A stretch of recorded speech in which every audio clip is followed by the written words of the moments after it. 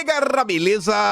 Como é que vocês estão, meus amigos? Hoje é segunda-feira, uma nova semana se inicia aí com um dossiê daqueles, onde fazemos uma viagem ao passado para tentar entender os movimentos atuais. E qual é o tema principal? Bom, vamos abrir o vídeo falando rapidinho das manifestações de ontem, Bolsonaro lá na Argentina, repercussão na imprensa, para depois começarmos a falar do petismo. E aí eu quero falar de agenda econômica, algumas notícias que saíram, que vai começar a dar uma base do que a gente vai falar depois. Quero falar sobre um tipo de jornalismo em específico que está sendo feito. E as coisas começam a ficar interessantes quando vamos analisar um editorial do Estadão, que fala sobre o judiciário, e o que Lula vem fazendo, como ele vem se equilibrando, como ele vem se valendo do judiciário para governar, para a gente entrar no dossiê. Por quê? Teve aquele evento do PT, vocês viram, várias pessoas falaram, nem todas do mesmo grupo. No PT existem algumas subdivisões internas, vocês vão entender um pouco mais sobre isso hoje, sim. E aí, uma dessas pessoas que falou é bem conhecida, é o José Genuíno. O grupo dele não é o majoritário do PT. Ele falou algumas coisinhas. E, rapaz, a gente vai pesquisando aqui um pouquinho colar.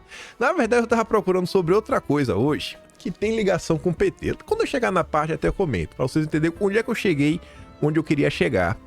E aí, nos dossiês antigos, feitos aí pelo Estado-Maior, pelo SNI, foi lá, né, ver o que eles falavam do Lula. E aí tem algumas informações muito interessantes. Você vê o Lula atualmente, né, um entreguista. Será que o Lula virou entreguista hoje ou ele sempre foi entreguista? Será que o Lula é um traidor da esquerda hoje ou será que o Lula sempre traiu a esquerda?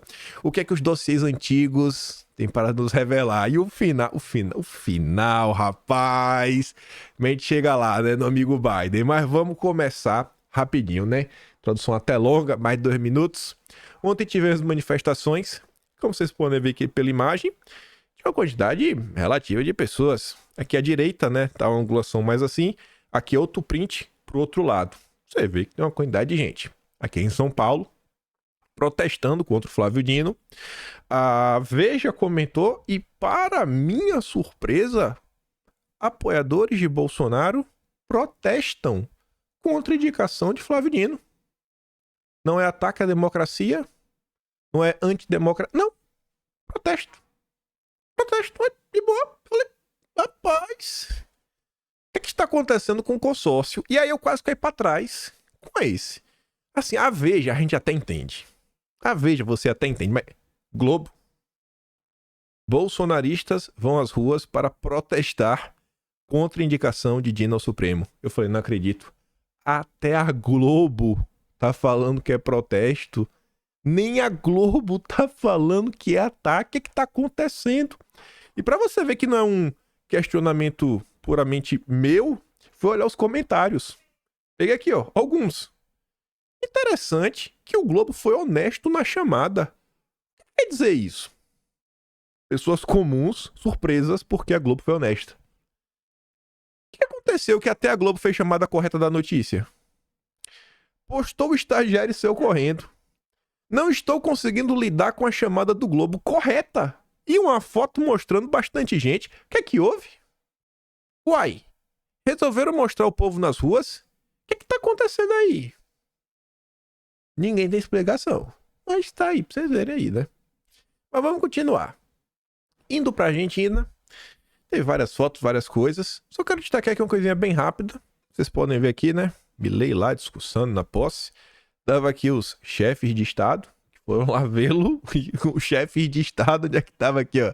Jair Messias Bolsonaro, chefe de Estado, né? Chefe da nação brasileira à direita. Ele tava lá, a imprensa ficou puta da vida com essa imagem. Mas continuando, fiquei também surpreso com essa cobertura do Metrópolis. Bolsonaro é ovacionado ao chegar para a posse de Milei. Nossa, é mesmo? Vocês estão falando a verdade? Mas aí dessa vez a Globo, gente, relógio parado, né? 2 vezes no dia bate certo. Mas a Globo voltou pro padrão, né? Posse de Milei transforma Buenos Aires em capital da extrema-direita internacional. Esse é o padrão Globo de qualidade. Essa é a notícia que a gente lê e fala, é a Globo. É a Globo, vida que segue. Você se surpreende quando a Globo é honesta. Você se surpreende quando a Globo faz o que ela tem que fazer. Agir com baixeza, né, com jornalismo porco desse, é o padrão Rede Globo. Mas vamos continuar. O Estadão conseguiu superar a Globo. Os bucheiros lá, ó. O mundo sempre foi e será uma porcaria. É assim desde pelo menos 1930. Ah, rapaz. Ó que descarado. Ó que descarado. Pera aí, só um tiquinho. Voltei. Falei que o Estadão superou a Globo. Aí você fica, não, mas como assim o Estadão superou a Globo? Que você vê, né? O mundo sempre foi e será uma porcaria. Eu lembrei que tinha faltado um print depois desse daqui. Por isso que eu dei o pause. Aí, antes de eu mostrar pra vocês porque eu tô falando que o Estadão conseguiu ser pior que a Globo, a Paula Schmidt fala assim, ó. O jornalista médio, medíocre, vendido, precisa que você acredite que a oposição a Lula é algum tipo de ismo, né? NZ, fascismo. Porque só assim esse psicofanta consegue fingir que está lutando contra uma ameaça. Só assim, rapaz, pra conseguir. E não fazendo o papel, né, de uma meretriz mal paga que engole sem cuspir e ainda diz te amo no final. Quando você vai dar uma lida na matéria, você encontra lá pras tantas, ele falando da situação da Argentina, do que aconteceu no passado, para descrever que ele fala, ó, esse rapaz lá, ele representa da história da NZ da Argentina, né? Isto mesmo. NZ, né? O cara lá do bigode. O novo capítulo dessa história pode estar sendo escrito por Milei. Você não entendeu errado. O cara tá associando Milei à ideologia nefasta lá da Alemanha, dos idos do final dos anos 30, início dos anos 40. Aí você fala, não é possível, não é possível, não é possível. Esse era o print que tava faltando. Sérgio Augusto, o novo capítulo da NZ da Argentina pode estar sendo escrito por Milei. Dá pra vocês? Dá pra vocês? Inclusive, vocês podem ver que a manchete original era essa, ó. O novo capítulo da NZ Argentina pode estar sendo escrito por Milei. E aí o que foi que aconteceu? É tão absurdo que o Estadão excluiu o tweet. Mas o print é eterno. Tanto que você vê o comentário, ó, NZ da Argentina. O editor do Estadão saiu de férias e deixou o estagiário de cabelo colorido escrever o que ele quisesse.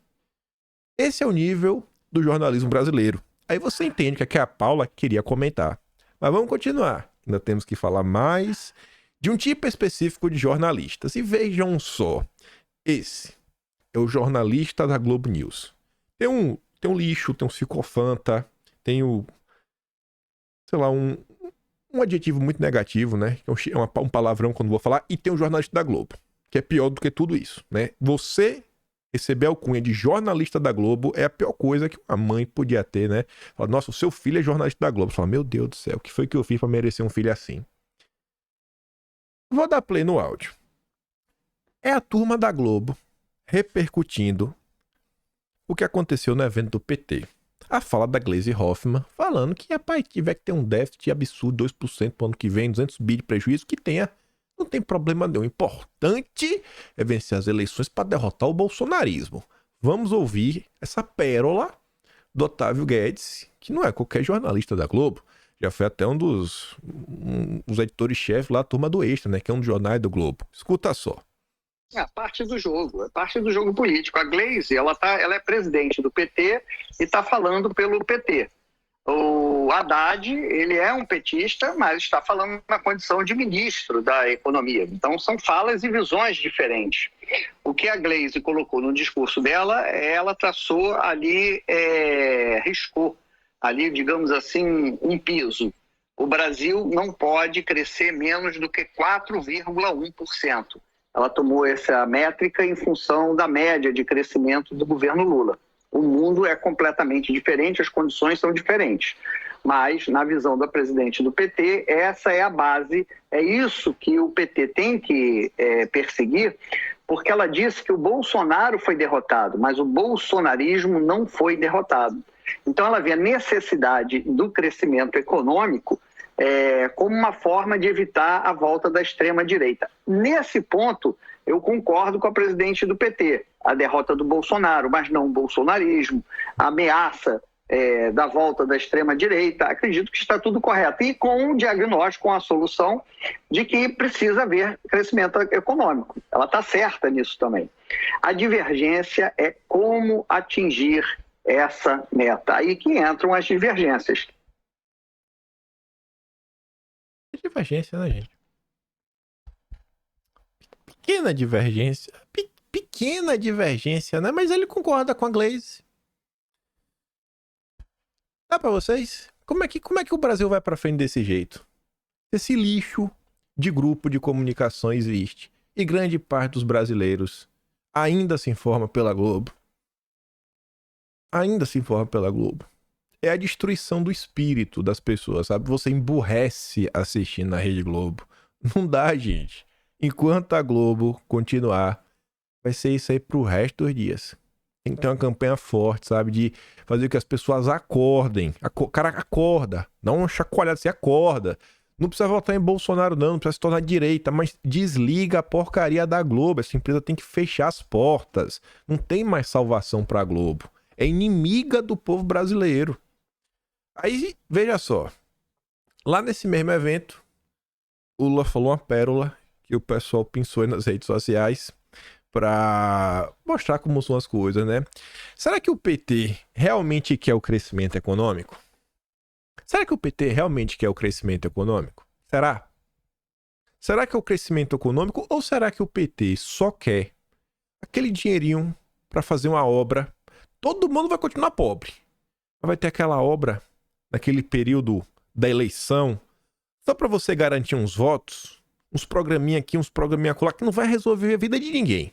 Não vai trazer uma melhoria na produtividade, um avanço no país, mas para eleição, rapaz, tem um potencial grande. Será que o PT está preocupado em desenvolver o país ou ter dinheiro para gastar na eleição? O que você acha? Vamos ouvir o Lula?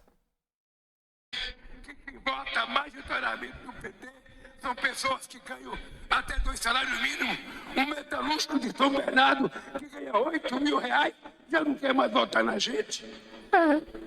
Pega a pesquisa e vocês percebem que quem ganha acima de 5 salários mínimos já tem dificuldade de morar, de votar na gente. É porque essa pessoa ficou ruim? Não. É porque possivelmente essa pessoa elevou 1 milímetro o padrão de vida dela, de aprendizado dela, e nós não aprendemos a conversar com ela. É porque a pessoa melhorou um pouquinho o padrão de vida dela, o conhecimento dela, e aí deixa de votar no PT. Então, assim, o PT não quer a melhoria do Brasil. O PT não quer ver avanço econômico, desenvolvimento econômico. O PT só quer o dinheiro pelo dinheiro. A Globo sabe disso. E a Globo só quer a parte dela. No dia que o país andar para frente, se desenvolver, reduzir a pobreza, não tem mais esquerda no país. Não tem mais esquerda. Lula precisa do povo pobre para continuar votando nele. Continuar com suas promessas vazias. Continuar com seus programas que, sabe, não tem o segundo passo. Tá aí depois. E depois o Lula vai fazer o quê? Esse é o Brasil do Lula. 2/3 dos brasileiros não tem nenhuma reserva financeira. Acho que nunca teve um momento tão ruim na história do Brasil como agora. Mas segundo a Mira Leitão, tá bombando a economia. A maioria dos brasileiros não tem guardado nenhum dinheiro como reserva para emergências ou em caso de perda de renda do trabalho. Quase a metade da população com 16 anos ou mais também não contribui para a Previdência, o que sugere um futuro financeiro sombrio na velhice. Mas tem alguém preocupado com isso? Nada, zero. É só o dinheiro pelo dinheiro, porque ano que vem de eleição. Esse que é o problema. Aí veja. Começando aqui a entrar em outro âmbito agora. Lula quer Lewandowski na justiça para mudar o tom do ministério.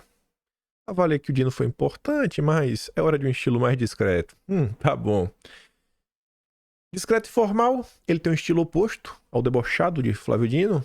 Ex-ministro do Supremo, Lewandowski teria mais facilidade em estabelecer uma relação institucional com as cortes superiores. Acho que foi isso que a turma do Brasil 247 revelou na sexta-feira, né? A gente até mostrou aqui em vídeo, a fala do Atush, que estava presente no jantar do Prerrogativas, onde essa situação aí foi debatida. Mas vamos continuar. Falando sobre a esquerda, um termo um pouco mais amplo, saindo do Lula, a articulação indígena tem ação pronta para reverter no Supremo derrubada de veto de Lula a marco temporal. E mais, a articulação também quer que a nova ação seja relatada pelo Fachin. Por quê? Porque ele foi o relator do primeiro julgamento que considerou inconstitucional o marco temporal. A declaração quer com o cara que já vai votar do jeito que eles querem. Sensacional. Congresso pra quê, né? Congresso pra quê? E aí que tá o ponto. A esquerda não pode viver do Supremo. Eu acho que sim, né? Acho que é muito ruim pro Brasil as coisas funcionam dessa forma.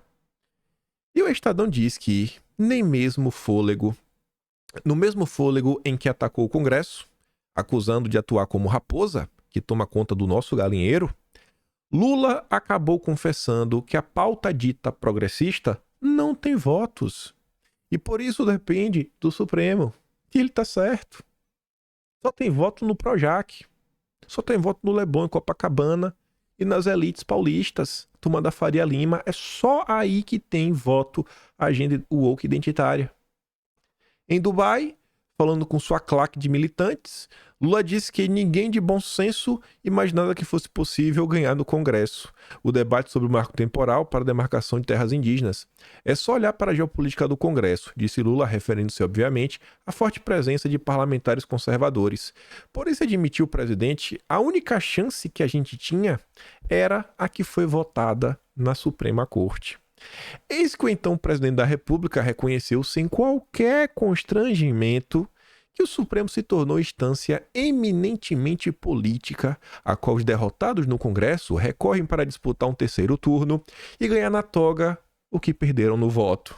E tudo fica ainda pior para um governo com capacidade cada vez menor de cooptar parlamentares, pois estes estão bem menos dependentes do governo para angariar fundos, em razão das emendas obrigatórias individuais e de bancada, além do jeitinho dado pelo Executivo e Legislativo para contornar a declaração de inconstitucionalidade do orçamento secreto.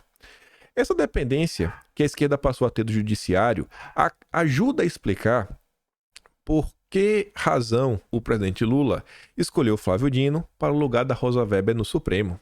Para um governo sem base sólida no Congresso, seria bastante útil uma composição do Supremo simpática, ao menos em tese, a ideias e projetos do Executivo nos campos da economia e das políticas públicas. Vide até a lei das estatais, né? Além disso, considerando a orientação ideológica prevalente no Legislativo, também é conveniente para o governo uma composição do Supremo simpática a pautas associadas a direitos individuais, né? Meu corpo, minhas regras, né? Substâncias que deixam você biruta, ações igualitárias como as cotas e ao meio ambiente, marco temporal, tudo na canetada. Ainda mais porque neste novo mandato, Lula encontra sua base social mais diversificada e aguerrida. Vieram dela as muitas ações em favor da indicação de uma mulher negra para a vaga da Suprema Corte. O Estado vai falar o seguinte, em linhas gerais. Lula 3 não é mais Lula 1 e Lula 2, que chegou lá em Brasília, tendo a CUT, tendo sindicatos, tendo imposto sindical. Acabou, bicho. A militância que o Lula tem hoje é a militância woke. É gente como o Felipe Neto, é como a Globo. Não é mais a turma do passado que não gostava de tomar banho. Mudou. Essa é a turma que tá com o Lula, ou seja, ele tem que agradar os identitários. Foi quem eles formaram. Foi quem o Beautiful People colocou em espaços de destaque no establishment. Quem é aquela de esquerda antiga? Leninista, trotskista, que ainda tá por aí hoje, tem algum tipo de engajamento? Talvez a turma, sei lá, um ou outro no Brasil 247, só. Diante da frustração, com a indicação de Dino, restou aos descontentes o fato que o ministro da Justiça é um quadro afinado com pautas de esquerda e um reconhecido combatente do bolsonarismo. Olha só, né? Olha só. Aí reside outra vantagem da indicação do atual ministro da Justiça. apoiar o Supremo em sua resposta ao bolsonarismo mais destrutivo. Nos últimos tempos, a crítica ao protagonismo do Supremo se intensificou, seja ante a concentração de processos sobre sua jurisdição, seja por suas ações heterodoxas no combate a malfeitos do governo anterior.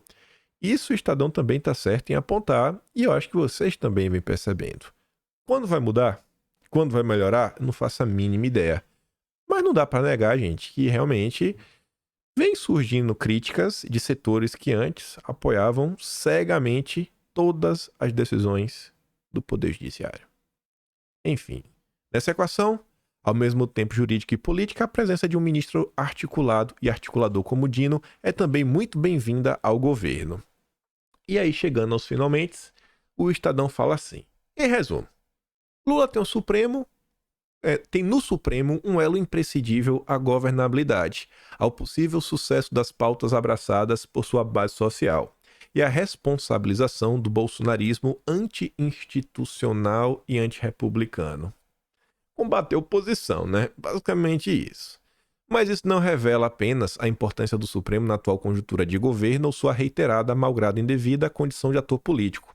A indicação de um ministro político para o Supremo mostra como a esquerda, como um todo, vê na corte o lugar da realização de seus projetos para o país, sem a necessidade de se dedicar ao trabalho árduo de convencer a população a apoiá-los. A esquerda não tem voto. Não tem voto. O Lula pode ter a figura do Lula, mas a agenda de esquerda não tem voto. Quantas coisas o Lula mentiu durante a campanha para enganar o que é eleitor, que não acompanha a política, mas tem valores conservadores dentro de si. Quantas coisas o Lula não mentiu? Quantas vezes no período eleitoral você não vê diversas pessoas da esquerda que, meu Deus, foge da igreja como o diabo foge da cruz. Mas não, olha, no período de eleição, nossa, muda o estilo de roupa, o penteado, maquiagem, tá lá orando. É um negócio assim que é absurdo, porque a esquerda não tem voto. No dia que não tiver mais Lula, eita, aí vai dar confusão. Mas vamos lá, que agora as coisas começam a ficar muito mais interessantes. Sair do debate do dia a dia, sai mais ou menos, ainda tem uma notícia, que aqui que é o pontapé, mas a gente começa aqui já. Esse evento aí do PT, esse mesmo aí que o Lula falou, ó, o povo ganha dinheiro, deixa de votar no PT, sim. Por isso que o povo tem que continuar pobre, o PT continua tendo eleitores. Nesse mesmo evento, várias pessoas falaram, o Haddad, a Gleisi, José Guimarães, Padilha, o próprio Lula e José Genuíno. Hugo Marques aqui dá destaque: os petardos do ex-presidente do PT, José Genuíno. Depois de um longo período de ostracismo, ex-deputado abre encontro do partido, tenta resgatar a influência de outrora e dispara críticas em várias direções. Criticou muita gente, muitos movimentos.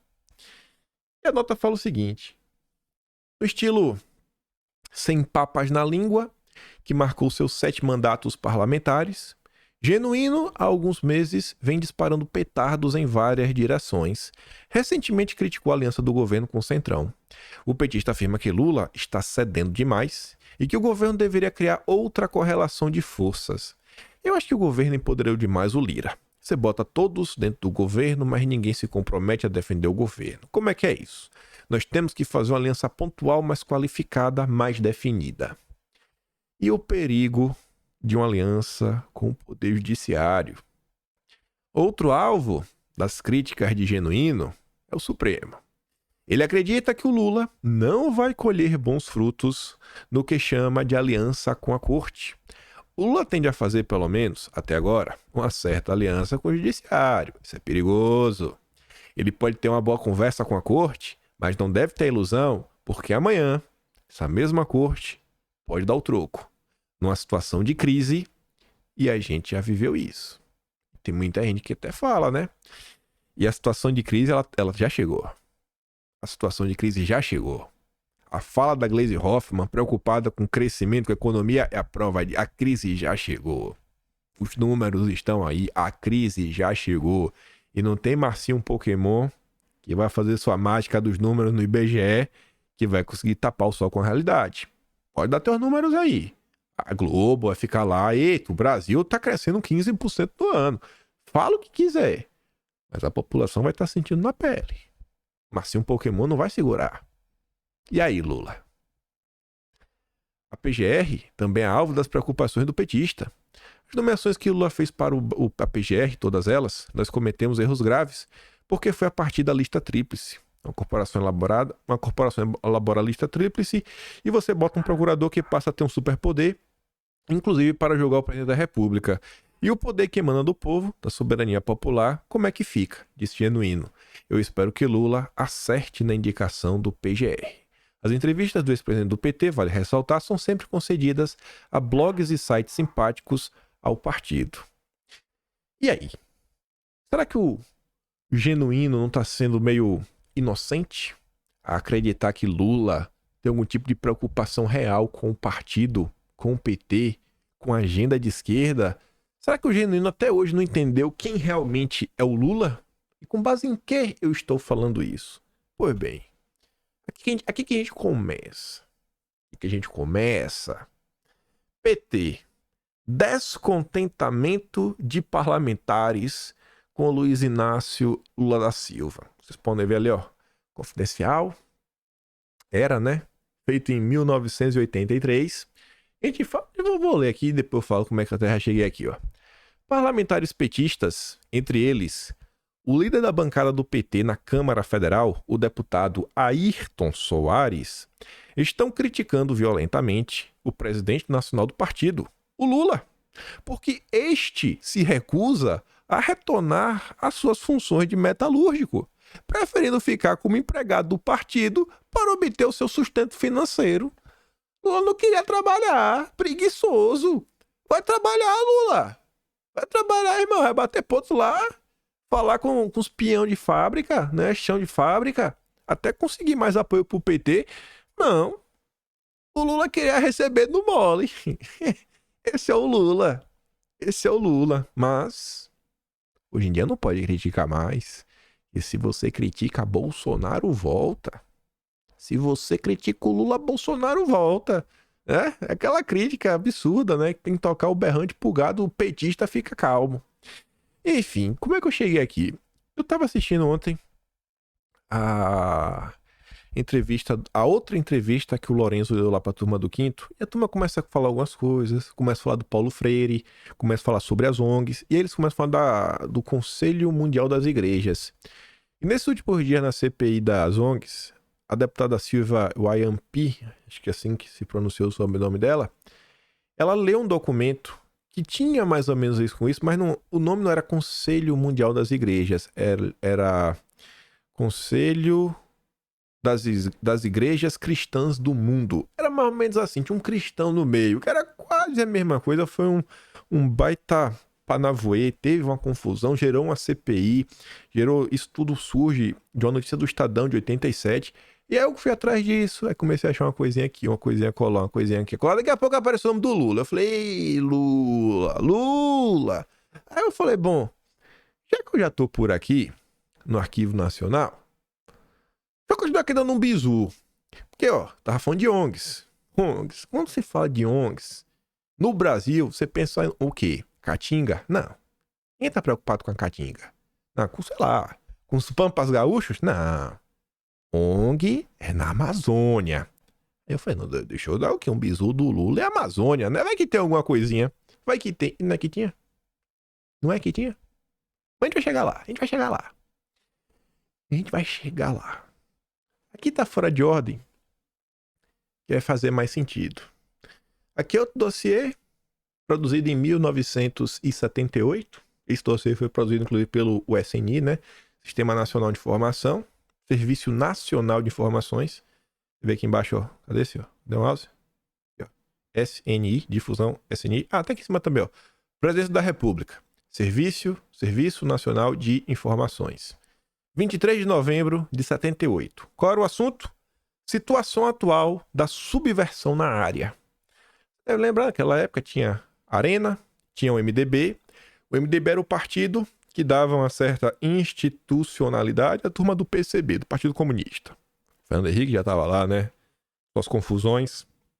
Comentamos sobre isso no dossiê da Fundação Ford, década de 70. Fernando Henrique, lá através da SEBRAP, a pedido do Ulisses Guimarães, começa a construir o programa do partido, pela primeira vez começa a colocar a questão indigenista, meio ambiente, agenda identitário, opa, daquele jeito. E aí, rapaz, 78, nesse mesmo período, lá vai lá a inteligência brasileira. E eles falavam o seguinte, ó, quem é que tá trabalhando nessa subversão? Quem é que tá subvertendo o Brasil? Fernando Henrique Cardoso, muito ligado ao primeiro, ele estava falando antes do Partido Comunista Brasileiro, do PCB, é centro de gravitação de inúmeros outros intelectuais e, no momento, graças à ação de Bernardo Lehrer, conseguiu e decidido apoio de Luiz Inácio da Silva, Lula, para sua campanha, na época para o Senado. 78, já tava ali, ó, colados, amigos. Lulinha apoiando FHC. Olha só, né? Mas baita coincidência, isso aí, foto. Você já deve ter visto alguma na internet, né? E o governo tava observando na época. Não sei porque não fez nada. Aí, falar depois de associações, novas ou latentes. O PCB sempre teve aí. Vamos olhar para a política brasileira hoje, ó. Quando se pensa em esquerda no Brasil, vamos olhar os partidos grandes. Os grandes, não os miúdos, mas os grandes. Você tem o PT, você tem o PSB do Alckmin, você tem o PDT, você tem o PSOL. Algum grande assim? Deixa eu ver. Grande esses quatro. Grande você tem esses quatro. Aí, o PSB de bola, você tem um PCdoB, né? O PCdoB e o PSB, basicamente, vem do mesmo lugar, que é do PCB. Tá? Tem suas divisões, bababá, mas vem do mesmo lugar. Era a turma que era do PCB. Já matou esse daí. Aí você tem o PSOL. O PSOL vem do PT. Desgarrou lá, depois briga, Luiz Helena, bababá, a gente já comentou sobre isso lá que a gente fez o dossiê da foto do Soros, do Lula com Soros, que as críticas começam quando o Lula vence, e aí ao invés dele ir do Fórum Mundial Social, ele vai pro Fórum de Davos, beijar a mão do Soros e do Schwab, boca de formiga, né? E aí ele vai lá, conversa vai, conversa vem, a turma fica puta da vida, a Luiz Helena já começa a ficar revoltada, depois tem lá a cisma e separa. Beleza. Já falei então do PSB, já falei do PSOL. Aí você tem o PDT. Gente, o PDT, ele não vem, como podemos falar, dessa esquerda PCB. O PDT, ele vem daquele movimento do PTB, que era o partido de Getúlio Vargas, né? A turma queria resgatar. Então, por mais que fosse de esquerda, a origem não vem do PCB. A turma tenta resgatar o que era o PTB de Getúlio Vargas, mas tinha o outro PDT, que a Ivete Vargas ela quis manter, então vai. Aí, eu já falei, ó, PSB, PSOL, PDT, já falei do PCdoB, né? E falta só o PT. E o PT? O PT vem de onde? Então, vai ter tido uma galera que saiu do PCB, mas nessa época aqui, em 78, tava se discutindo o PST. E daí que veio o PT, PST. Partido Socialista dos Trabalhadores. Aí falava, né? Ligações com pessoas e entidades. A principal ligação é a Convergência Socialista. É um dos grupos que estava aí nessa organização, desse meio de campo, né?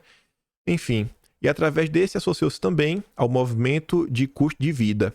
Ligou-se à União Metropolitana dos Estudantes de São Carlos, o grupo Afro-Latino-América com o Partido Socialista Operário Espanhol, mantém contatos com um grupo de socialistas como o liderado pelo Fernando Henrique Cardoso, né? Como Almínio Afonso, Paulo Rogério, com Brizola. E aí quem dava apoio financeiro, material de propaganda para esse PST na época, que em 78. Apoio financeiro provém da contribuição de pessoas solicitadas, políticos, artistas, etc., eventual periodicamente da venda de bônus sobre os mais variados pretextos, promoção de espetáculos, noite de autógrafos, rifas, etc. Contribuíram o professor Nadir Kfouri, reitora da PUC de São Paulo, Lula, Lula deu um apoio, né? Presidente dos sindicatos metalúrgicos, São Bernardo, ex-ministro Severo Fagundes Gomes, bababá, e outras pessoas. Então daí que vem aquela reorganização. Aí depois vai ser criado o PT. O PT sempre foi um grupo que uniu a esquerda que não se via nesses grupos. O PT sabotou todos e falou, não, vamos aqui fazer um partido, vamos nos unir. E o Lula deu golpe. Deu golpe na esquerda socialista, porque o Lula é neoliberal, entreguista, descarado. Aí, veja que engraçado. Esta nota, como vocês podem ver, ela está disponível. Ela não tem a capa do Confidencial. Quando você abre, ou tem a capa do Confidencial e eu esqueci de pegar? Tô na dúvida agora. Talvez tenha a capa do Confidencial e esqueci de pegar. Mas isso aqui também é um dossiê onde os militares, né, o Estado-Maior SNI, pegaram assim, era uma biblioteca, eles juntaram matérias que falavam sobre o Partido dos Trabalhadores. A primeira imagem até desse dossiê, tem uns 115 páginas, se eu não estou enganado, 115 páginas, é uma do MST, um recorte. A MST faz acordo para não criticar Lula. Vou pegar essa imagem, peraí. Voltei a pegar a nota. Então, a imagem, quando você abre o dossiê, ficou fora de ordem. Essa daqui, não tem lá Confidencial, etc. Mas está lá fichado o título. Partido dos Trabalhadores, 116 páginas. Aí a primeira notícia é só: MST faz acordo para poupar Lula de críticas. Que a turma tava vendo, tá sendo traída. Cadê a agenda de esquerda que não avança? É a mesma coisa, estão falando, cadê? Não avança, cadê? Mas não é que o Lula nem tentou. Nem tentou, não quer. O Lula governa para os banqueiros e para as elites. Aí, vamos lá. Nesse compilado de notícias da inteligência, tem essa nota do jornal Em Tempo, que é o jornal que compreendia notícias do período de 21 de fevereiro a 5 de março de 1980. Um jornal quinzenal. Olha que engraçado. Convergência Socialista. Quem é a Convergência Socialista? Esse grupo, que a gente acabou de falar, que é um dos grupos envolvidos na criação do pré-PT, o PST, Partido Socialista dos Trabalhadores. Foi a junção de todos isso aí que deu PT. Nessa porcaria, você junta um monte de cocô, vira um cocôzão. Aí, veja só, o que a turma da Convergência Socialista falava em 1980, 43 anos atrás. Novos delírios do sectarismo. De um movimento propulsor do PT, em 1979, a Convergência Socialista caminhou para se tornar hoje um dos grupamentos mais sectários da esquerda brasileira. Entre outras, suas novas insanidades escolhidas em um documento recente são: aqui é um texto do jornal, que o jornal está chamando a Convergência Socialista de maluca. Porque a Convergência Socialista fez uma crítica que é... Como assim estão falando isso? Vocês são malucos? Vocês são doidos? Olha por que a Convergência Socialista foi tida como maluca. Em um documento oficial, eles falaram que Lula é um burocrata sem diferenças de qualidade com relação a Joaquim. A burocracia lulista é historicamente contra-revolucionária e quer construir o PT como um partido operário burguês. Os caras são loucos, os caras são videntes. Os caras são videntes, cravaram. O Lula pega uns dois ou outro, orelha seca, bota junto para falar que gosta de pobre. Mas você vê o governo, é o que? É o conselhão. É o conselhão, com o presidente do conselho do Bradesco, com banqueiros, com empresários do escalão da Braskem, Rubens Ometo, Faria Lima, jantares caros do Grupo Esfera. Essa é a turma do Lula. É o operário burguês. Já tava cristalino. Mas, pena que a Convergência Socialista não foi escutada, né? Aí, a tentativa da esquerda de criar um movimento foi por água abaixo. O Lula deu uma rasteira. O vassalo, o eterno vassalo, entreguista. O PT tem um projeto da esquerda? Tem. Tem, óbvio que tem. O PT adora a gente identitária, adora tudo isso. Mas o projeto do Lula é o Lula. O projeto do Lula é destruir o Brasil, manter todo mundo pobre pra ter voto. É só isso. O projeto do Lula, todo mundo viu lá o que eles fizeram na Petrobras no passado. Esse é o projeto do Lula, rapaz. Aí tá ali, ó, o projeto político para que a burocracia lulista procura concretizar ao construir o PT, um projeto, na melhor das hipóteses, oportunista e provavelmente um partido operário burguês. E lá Pastan está concluindo dizendo, ó, é necessário ver que Lula, por um lado, constrói um partido operário, porém constrói para elaborar com a burocracia, para colaborar com a burocracia. Olha aí o Haddad, né? Olha aí a agenda econômica do desgoverno. Mercado de carbono, emissão de títulos verdes, plano safra de baixo carbono, mudanças de imposto, que até a própria esquerda tá falando que o Lula tá dando a colher de chá pra banqueiro. Pelo amor de Deus, pô. Pelo amor de Deus. Imposto no pobre, pra ajudar, né? Empresas brasileiras que, por coincidência, também estão no conselhão. Tô falando dos impostos da Shine, Shopee, AliExpress. 43 anos atrás, na verdade é 79, né? Então 44 anos atrás, pessoas de esquerda que conviviam com Lula sabiam muito bem quem ele era. Lula nunca enganou ninguém que o conhecia. Quem o conhecia sabia quem ele era. Aqui outra nota. Essa é de 89. Documentos petistas divergem do discurso eleitoral. Aí você vê Miriam Leitão. Ui, não, Miriam Leitão não, né? Que ela tá passando pano. Aí vem o Estadão. Nossa! Mas o Lula prometeu uma coisa, está fazendo outra. Esqueci de mais um print. Eu vou pegar aqui. Do próprio Estadão. Saiu uma nota ontem falando que o Lula agora tá com o discurso de um povo só, depois de ter pedido a polarização com o Bolsonaro. Mas eu já trago. Vou dar um pause. Pause pra vocês, não tem pause nenhum, não é só pra mim. 10 de dezembro de 89. É o professor Martinho Rodrigues, né? Ele fala, com base nos documentos oficiais do partido, que uma vitória de Lula era vista pela liderança petista como uma via para se chegar ao socialismo, né? Uma via para eles tomarem um poder. Socialismo lulista. Para ele, o Partido dos Trabalhadores é um partido de classes médias e altas, assalariadas. Essa conclusão decorre de uma análise da composição social das lideranças petistas. É até o que você não falou, né? A esquerda não tem voto. Lula é apoiado por quem? Pelo Beautiful People, do Leblon, né? O jovem de classe média alta, etc, tudo mais.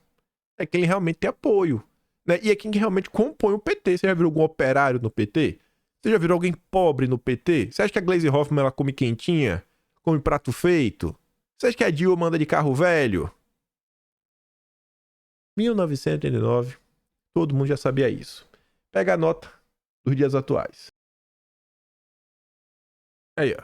Governo Lula lança slogan: Brasil é um só povo após PT defender polarização com o bolsonarismo.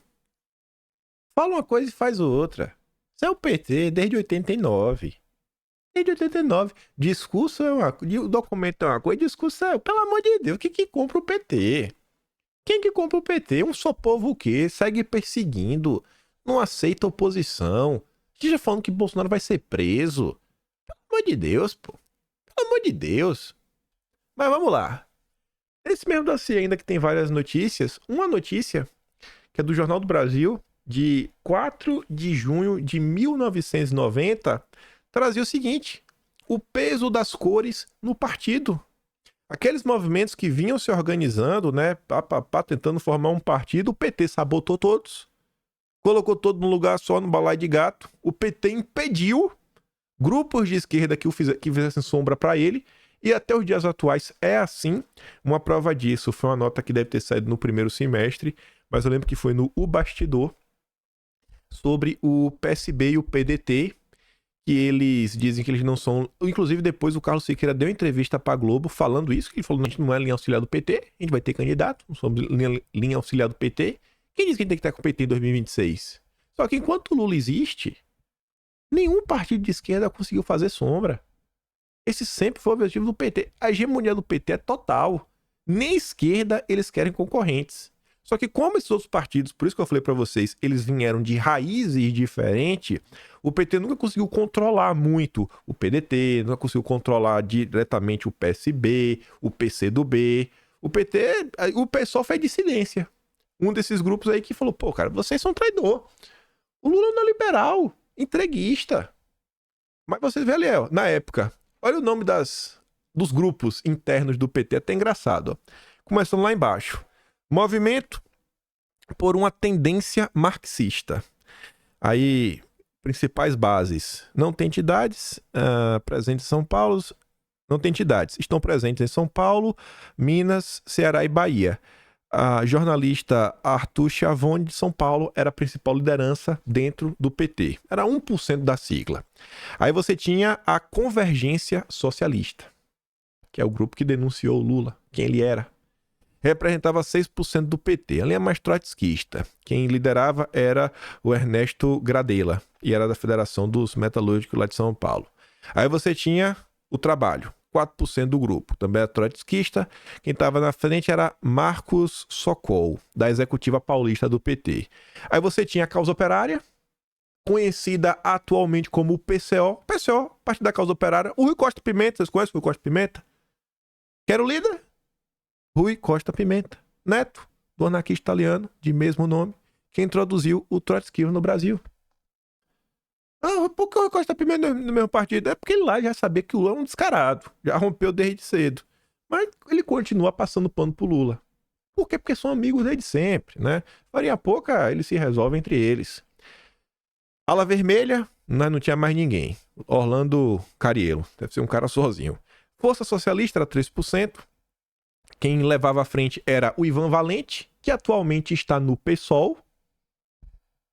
Está no PSOL. Não fazia parte do grupo que o Lula faz parte, se não é com o grupo do Lula. Aí você tinha a Nova Esquerda, quem liderava era o José Genuíno, que você vê que tá meio insatisfeito aí com os rumos do partido, em parte, né? Vem criticando uma coisa ou outra.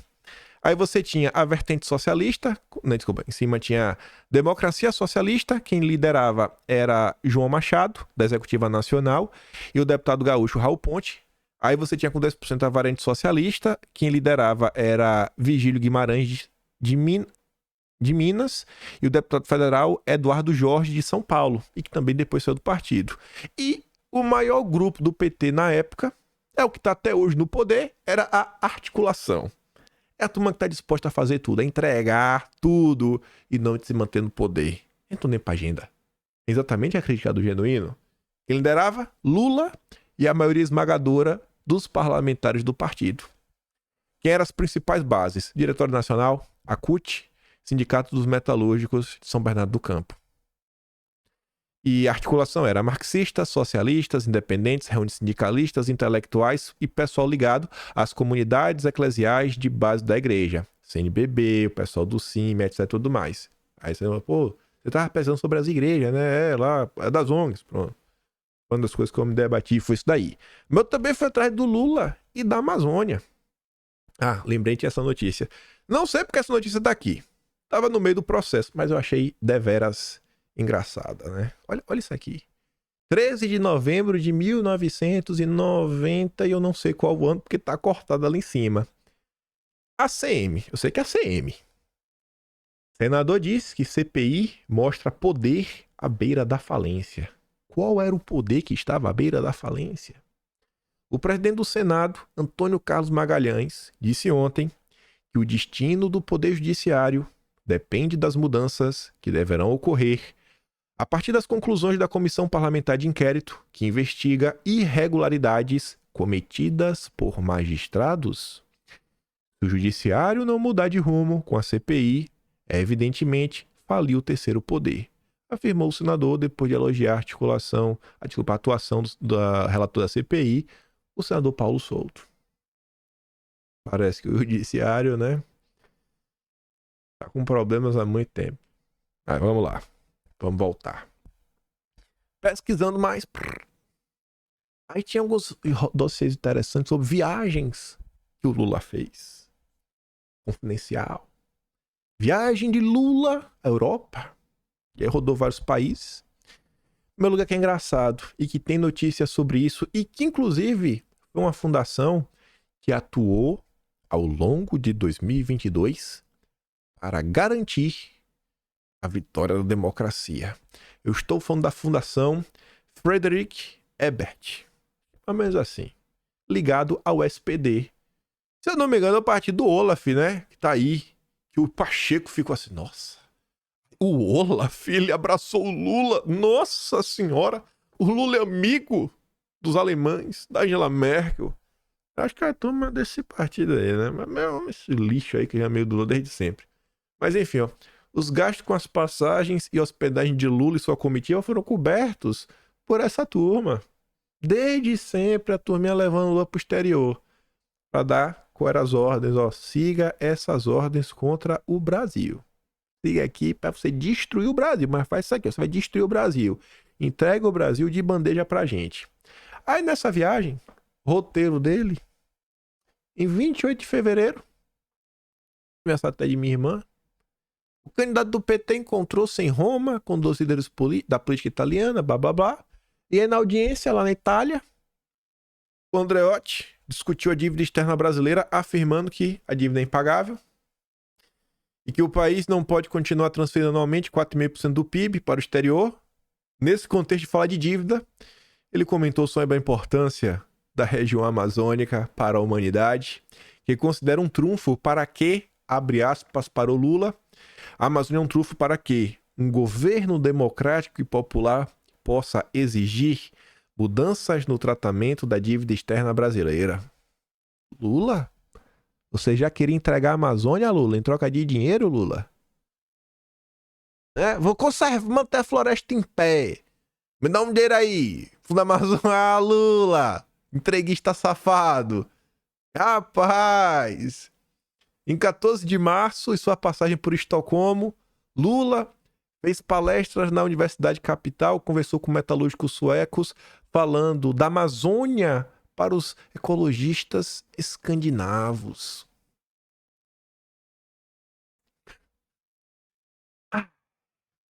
Voltando à Noruega, né, e debatendo a dívida externa brasileira.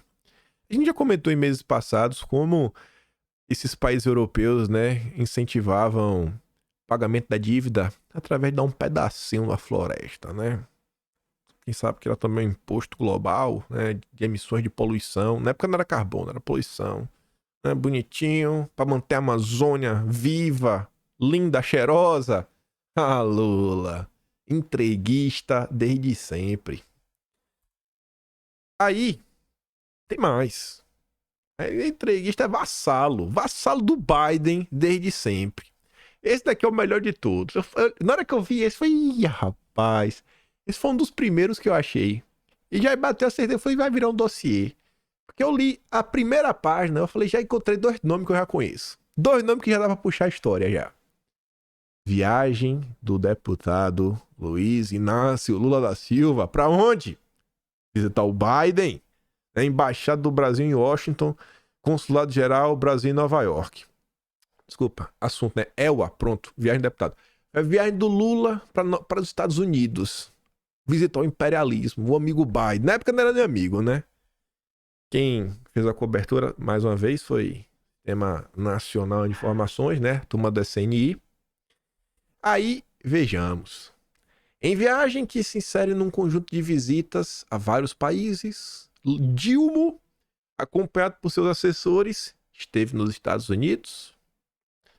No dia 2 de maio, terça-feira, aqui foi em Nova York. Primeiro, reunião no consulado, né, beleza. Almoço na Câmara do Comércio, Brasil e Estados Unidos, beleza. Visita ao New York Times, beleza. Aí agora, ih, rapaz, foi visitar Peter Bell. Eita, eu conheço Peter Bell. Vice-presidente do Inter-American Dialogue, o diálogo interamericano. Mas eu conheço o Peter. O diálogo americano já fala por si só, né? Um desses grupos globalistas e de controle. Encontro com a NACLA, North American Congress of Latin America. E no dia 3, encontro com outro grupo lá, visitar o secretário-geral da ONU e... esse aqui é demais, viu? Não é qualquer encontro. Encontro privado, 7 chaves, no Council of Americas. Eu falei, ia, Lula, o que você está fazendo aí, Lula? De forma secreta, Lula? O que é que você conversou nesse... Seria muito bonito saber o que o Lula conversou num evento como esse, mas não tem notícia nenhuma.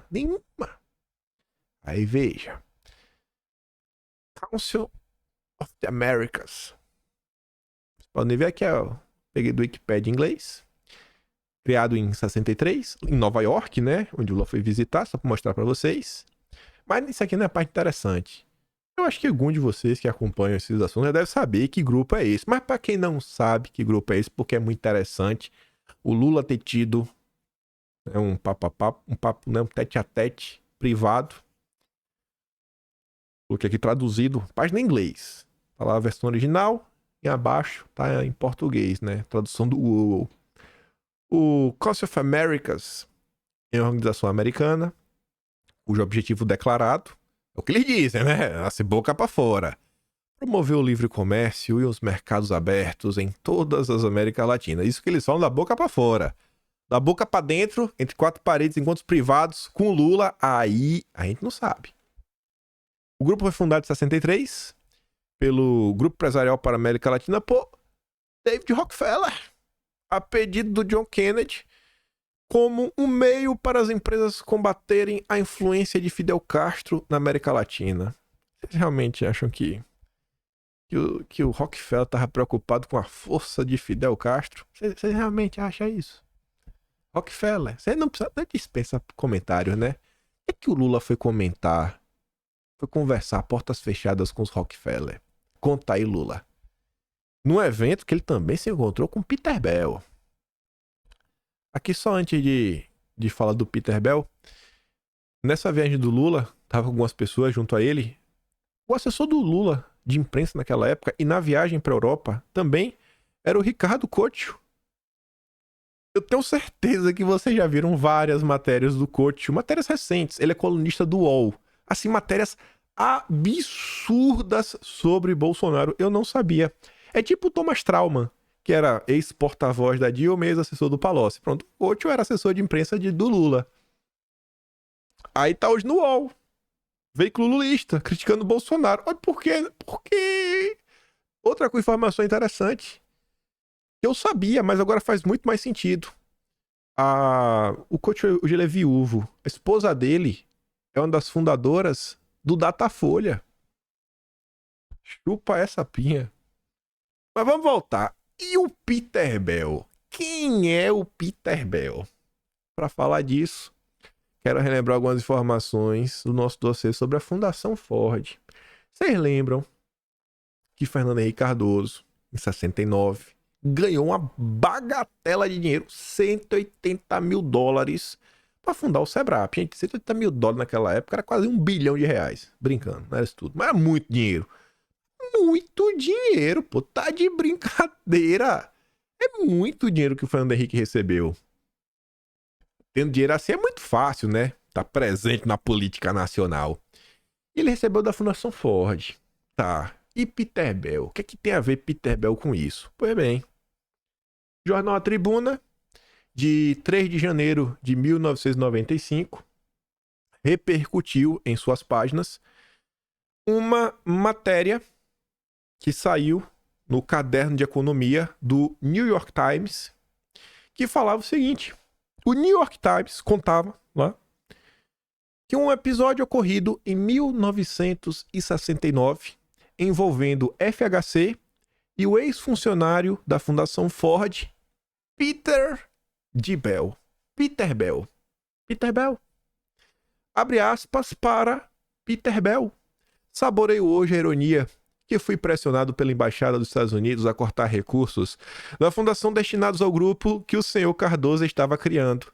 A embaixada alegava ser ele comunista, sem futuro no Brasil, disse Bell, hoje presidente, em Washington, do diálogo Inter-American Dialogue. O grupo ele se refere ao Sebrap. Peter Bell, do diálogo interamericano, grupo de controle internacional, foi o cara que descolou o dinheiro pro FHC e que o Lula foi se encontrar, né? Foi pedir um dinheiro também, né, Lula? Descarado. Fala aí, Lula. Foi pedir um dinheirinho, né? Foi pedir. Você é pidão. Ou foi receber ordem? Não sei o que é pior, viu?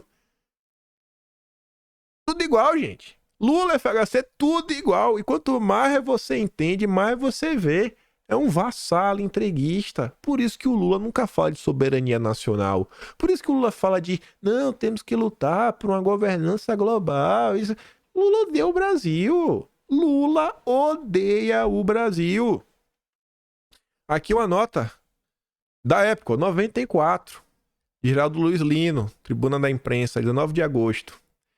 FHC e Lula, garapa do mesmo tonel. E olha agora com o dossiê do SNI de 89, falando que o Lula foi se encontrar com Peter Bell, diálogo interamericano, ó. Uma polarização parece manifestar-se entre dois candidatos aparentemente, parece que é diferente, né? Antagônicos, Lula e Fernando Henrique, à frente de uma coligação de centro-esquerda-direita. Na verdade, trata-se de uma falsa disjuntiva que está sendo oferecida aos brasileiros. À sua maneira, ambos estão comprometidos com a agenda das oligarquias globalistas malthusianas internacionais, para as quais é crucial manter o Brasil afastado de um caminho que o leve a um processo continuado de desenvolvimento soberano e equínime, o que constitui uma ameaça ao pesadelo chamado, né, Nova Ordem. O papel do Lula é quebrar o Brasil. Aí a gente volta pro início do vídeo. Tá lá Otávio Guedes, Rede Globo. Não, tem que crescer porcaria de economia nenhuma. O Lula tá preocupado com o povo pobre. Porque se o povo ganha dinheiro, o povo para de votar no PT. Da mesma forma, tanto a FHC quanto o Lula são membros do chamado Diálogo Interamericano, que também foi criado pelos Rockefeller, só que em 82.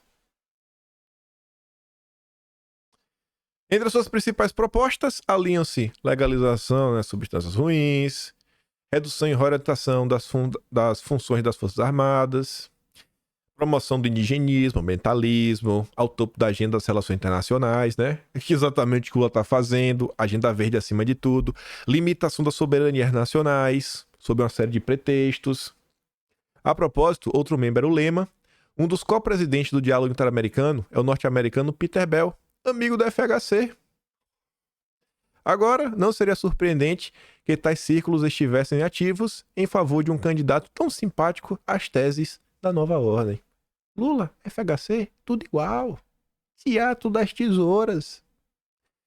Aqui é de 87. Pra gente começar agora a voltar para 2023 e nos aproximar ao final do vídeo. País admite discutir com fundo. O miserável, o vagabundo do Peter Bell, ele não era só diálogo interamericano. Ele também era vice-presidente do comitê. Qual comitê? Do FMI. Que o FHC foi lá, o governo, né? Fernando Henrique, que integra o comitê, descartou, porém, a possibilidade do governo recorrer ao FMI por causa de suas teses recessivas, argumentando que o melhor caminho seria levantar empréstimo junto ao próprio Banco Mundial.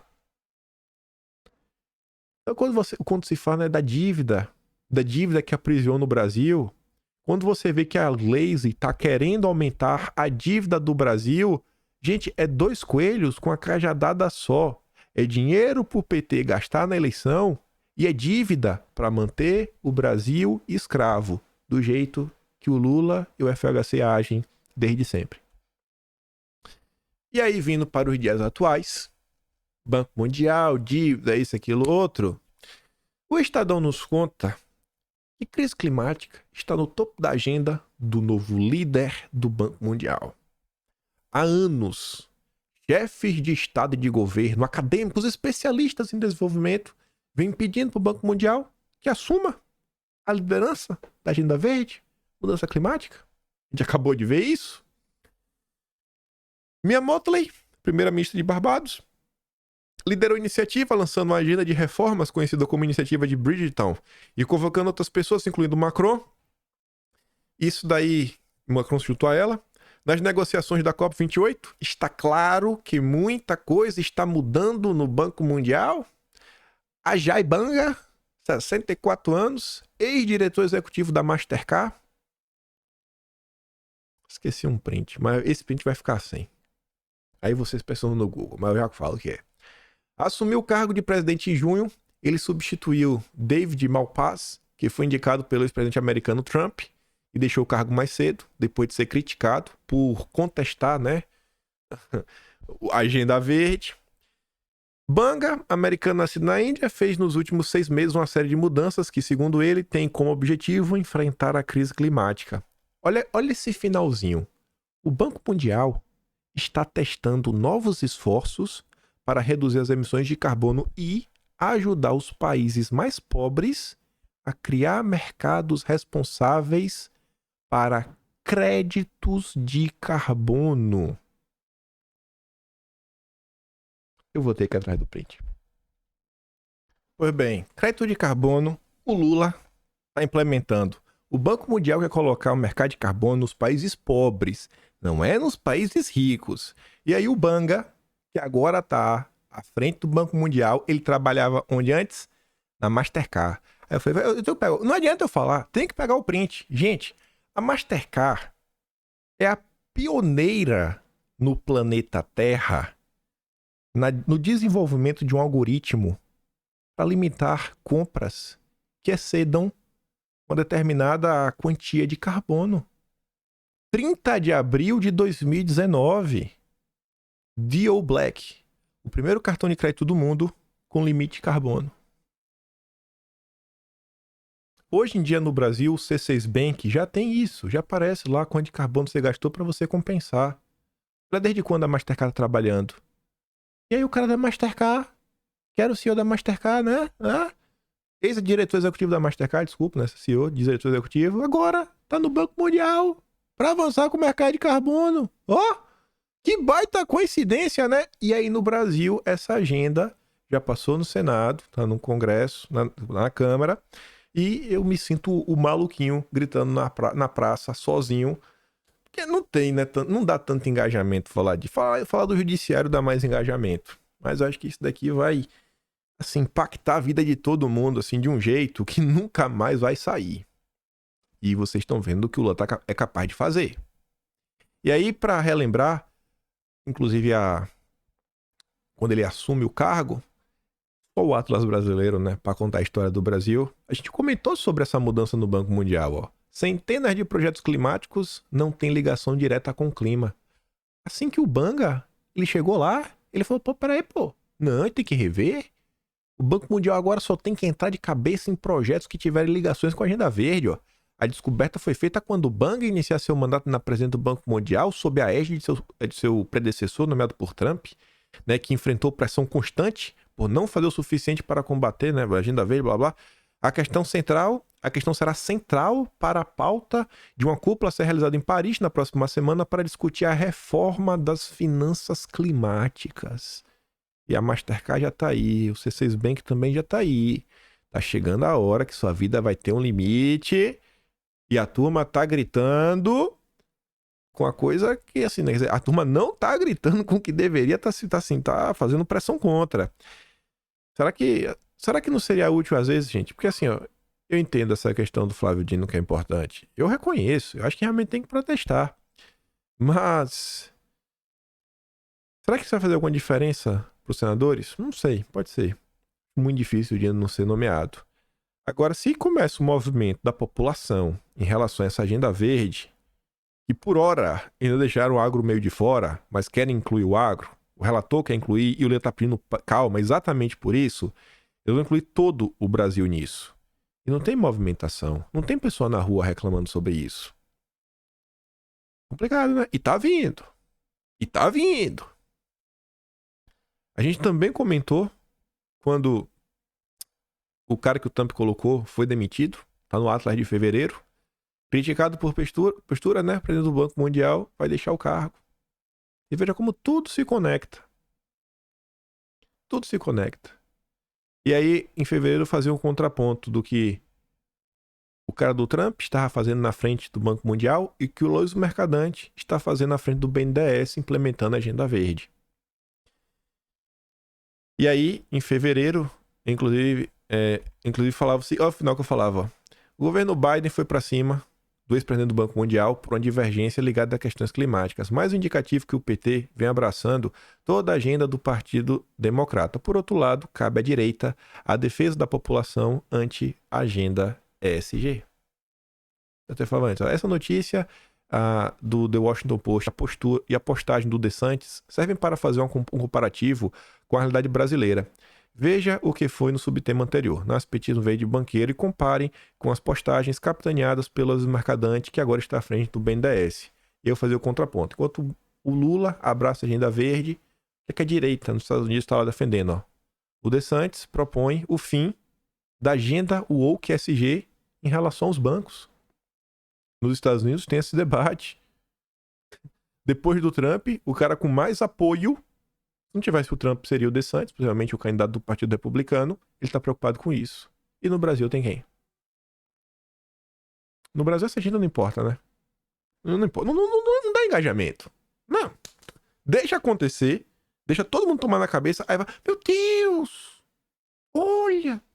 Perdi minha liberdade. Não posso mais comer carne. O Lula não deixa. Às vezes o momento de reclamar é agora, né? Que a lei não foi aprovada. Reclamar depois que a lei for aprovada vai ser complicado. Eu até escrevi em fevereiro, ó. Talvez os brasileiros devessem se interar mais sobre o tema, até porque todos já sentiram na pele o aumento dos combustíveis, que também foi pautado por uma questão ambiental climática. E é isso. O presente é um produto do passado. E a construção, né? E é o que vai construir o futuro. Tá aí. Lula é o mesmo Lula de sempre. Mesmo Lula de sempre. Um cara viciado em poder, viciado em se encontrar, né, com atores internacionais para pedir o que a gente não sabe. Sempre com agendas muito esquisitas, com pautas que você vê que o tempo todo flertam com essa agenda globalista. E tá aí. Grande apoio da Globo. E muita coisa tá passando, viu? E eu faço questão de ficar relembrando. E é isso. Chegamos ao fim de mais um dossiê. Gosta do meu trabalho? Passa no meu canal. Tem um Tom e Valeu. Tem um Patreon na descrição. Tem o Atlas Brasileiro, kimpai.com.br, o único registro possível da história brasileira, que não tem ninguém fazendo e não tem como começar do meio do caminho, porque dá muito trabalho de fazer. É isso. Lembra de curtir, compartilhar o vídeo, voltar amanhã, né? Cobrar, tem muita coisa pra cobrar, né? Tem eleição pra cobrar, vereador, ver básico, ainda tem, as agendas que tá passando. Enfim, que consigamos lidar com essas coisas e não ficar nunca monotemático. Numa única coisa, e todo mundo amadurecer também, né? Menos mitada, menos lacração e mais ou preocupação com agendas sérias, porque como eu venho comentando, vocês são a tal militância profissional. Se você acha, mas eu que sou, infelizmente ou felizmente é você. Não é o afegão médio que nem acompanha a política. É vocês. É o que tem pra hoje.